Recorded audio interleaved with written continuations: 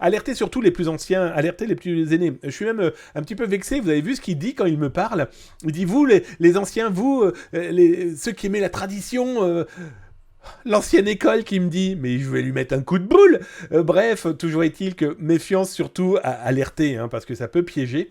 Eh bien, des gens qui aiment le vin, des gens qui se sentent concernés, des gens à qui le petit câlin numérique et vocal de cette personne pourrait bien fonctionner. Bref, ne tombez pas dans le piège. Ne tombez pas dans le piège, parce que ça pourrait coûter beaucoup plus que les 2 € qu'ils vont peut-être pas vous prélever.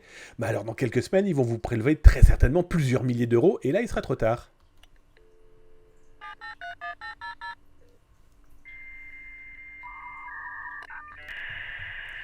Alors parmi les autres actualités de cette semaine, on va refaire un petit tour sur les faux sites. J'en ai jamais vu autant. Depuis quelques jours, je vous en montre énormément. Je vous montre des tentatives ou des mises en place de cyberattaques complètement dingues. Alors, ce que je vous montre à l'écran, eh bien encore une fois, ce sont des faux sites. Par exemple ici pour Amélie. Amélie-info-cartevitale.fr. Les mecs vont pas se fouler dans les noms de domaine, c'est fou, c'est du .fr. Il y a le petit cadenas, ça piège des papis et des mamies ou des gens qui n'ont pas du tout d'appointance avec l'informatique, encore moins avec les noms de domaine. Autre exemple, amende-contravention.fr. Et comme vous pouvez le voir, hein, les sites sont vraiment très jolis, pardon du terme. Mais quand vous regardez, on est complètement fou. Alors attends, que me dit Rulstonex, salut Zataz, ça date. Qu'est-ce qui date, mon ami ? Le site Amélie, le site amende.gouv. Explique-nous un petit peu ce qui date et je te répondrai avec un énorme plaisir. Dis-toi que ce que je te montre là, ça ne peut pas dater vu que ces URL, c'est simple, celle que je te montre là date de ce dimanche et les suivantes datent d'aujourd'hui. Donc ça ne date pas du tout. La cyberattaque en elle-même, se faire passer pour Amélie et compagnie, oui, Zataz a même été le premier à en parler il y a 20 ans. Mais ce que je te montre là, non, c'est ultra récent. Ça fonctionne peut-être encore, ou ce que je vais montrer dans les prochains, c'est des choses qui vont être lancées. On regarde ici au-dessus de l'épaule des pirates pour les contrer, vois-tu ? Alors, que regardons-nous ? Le Monde, le journal Le Monde. Ce week-end, un courriel a été envoyé à des lecteurs ou non du Monde. Quand vous regardez, vous avez « Attention, votre prélèvement a échoué ». Bonjour, votre prélèvement a échoué. Cet email est notre dernière relance avant suspension de votre espace abonné. Merci de vérifier et confirmer vos informations via notre formulaire sous 24 heures. Quand vous cliquez, eh bien vous vous retrouvez sur un site qui s'appelle lemonde-abonnement.fr. Vous l'aurez compris, c'est du fake, c'est du faux. Ne tombez pas dans le piège si vous êtes un client, si vous êtes un lecteur, si vous êtes un usager du génialissime magazine et journal Le Monde. Mais voilà, il n'y a pas que Le Monde en plus, hein. C'est aussi Courrier International, c'est aussi Télérama, etc., etc.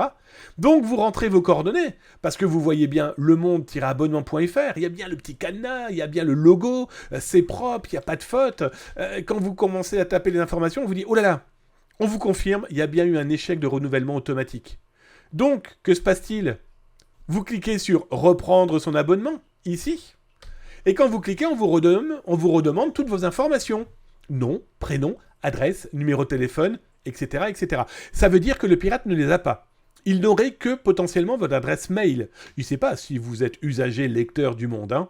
Alors je ne vous cache pas non plus qu'ils font aussi de la recherche. Lui, il lit telle ou telle chose, ils font du regroupement d'informations sur ce qui peut être dit sur les forums et ailleurs, et là ils n'ont plus qu'à écrire pour être sûr de pêcher le bon pigeon, pardon du terme. Une fois que vous avez rentré toutes ces informations-là, apparaît cette petite fenêtre.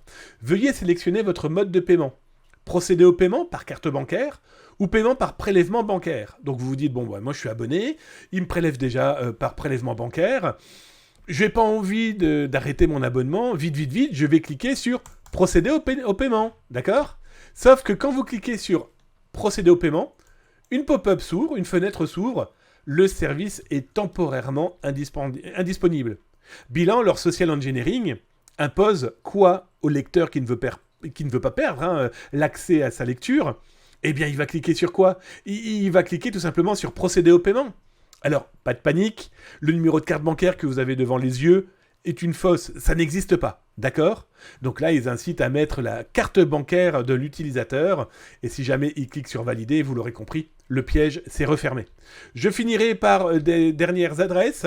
bot-interpol.fr. Oui, j'ai repéré encore des sites de la police d'Europol et d'Interpol utilisé par un malveillant. Alors là, bien sûr, quand vous allez dans le Wooz, nous avons un Anonymous qui a enregistré ce bot-Interpol.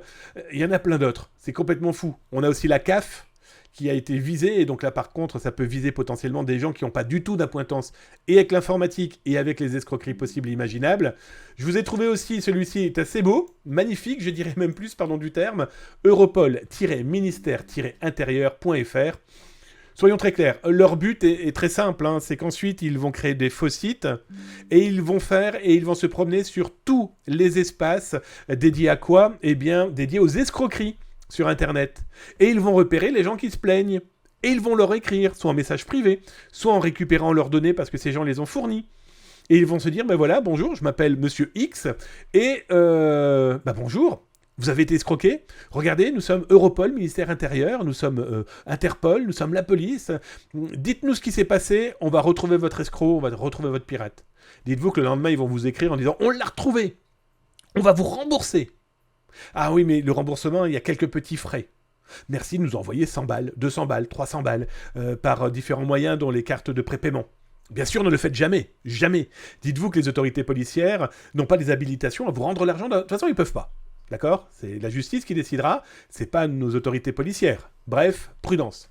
Et je finirai par le dernier. Le dernier est très frais, il est de ce matin. Si vous suivez Zata sur les réseaux sociaux, vous avez dû le voir, clairement, cette alerte. Ça vise quoi ? Ça vise les utilisateurs et les usagers du site Le Bon Coin, le site dédié aux petites annonces. Alors on a le-boncoin-entreparticulier.fr et on a messagerie-leboncoin.fr. Pour moi, le premier, potentiellement, le site n'est pas encore mis en place par le pirate, on les a repérés avant, il va très clairement viser les particuliers. Il va y avoir un faux site de paiement, il va y avoir un faux site de petites annonces, bref, l'idée est là.